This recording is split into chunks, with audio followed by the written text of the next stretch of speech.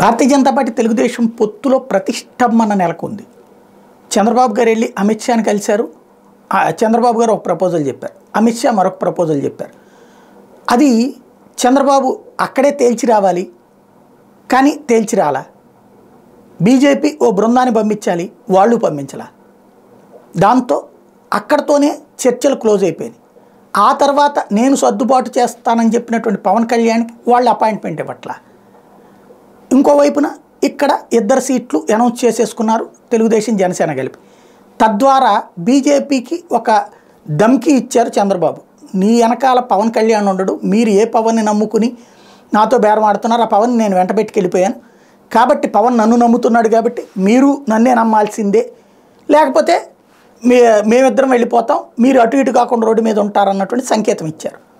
Bharatiya Janata party దానికి reverse సంకేతం, తాము నియోజకవర్గాల వారీగా ముగ్గురు అభ్యర్థులతో ఫైనల్ చేసుకుని వాళ్ళు నీ బ్లాక్మెయిల్కి లొంగం అన్నటువంటి కోణంలో వాళ్ళు వ్యవహరించారు.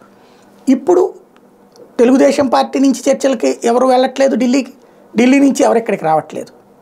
ఏమన్నా ఫోన్లలో అంతర్లీనంగా చర్చ జరుగుతుంటే ఈ పార్టీకి రాసేవాళ్ళు తెలుగుదేశం అనుకూల మీడియా అర్రజను, వాళ్ళు రాసింది 4+4 అని రాశాక శాంతం బీజేపీలో ఇప్పటిదాకా తెలుగుదేశం పట్ల ఫేవరబుల్గా ఉన్నటువంటి వాళ్ళకి కూడా కాలింది.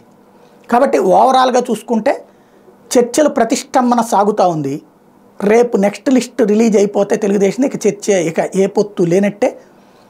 ఈ లోపుగా బీజేపీ తేల్చుకుంటుందా లేదా తెలుగుదేశం పార్టీ తేలుస్తుందా చూడాలి.